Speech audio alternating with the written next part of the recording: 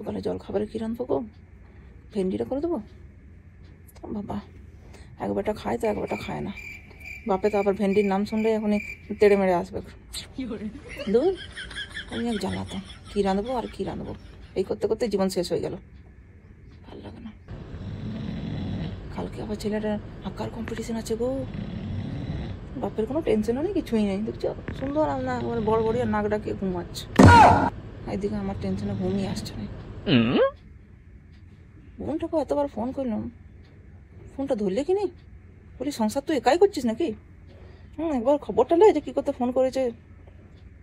ওখানে বলতে যাও তখন বললো আমি ফোনটা দেখি না। বলি আজকে জয়দীপের মাকে দেখলে কীরকম গরমে গান্ধী লাগা হয়ে পরে বললো আমাদের ঘরে এসি লেগেছে। এসি লেগেছে তো ভালো কথা, এমন ঢং করে বলার কি আছে? আর এসি লিখবে নাই বা কেন? আরে কি গরমটা পড়েছে তার ঠিক নেই। বিছানায় শুয়ে আছি না চিতার আগুনে শুয়ে আছি। কোটা বাজছে বাবা রে, 12:30 হয়ে গেল।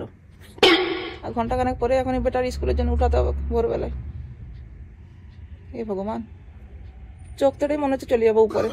চোখে ঘুম মনে কিছুই নেই। ছি ছি ছি ছি। 2 ঘন্টা অন্তত ঘুমাতে দাও, তারপরে তো এখনই চায়ের হুকুম চলে আসবে।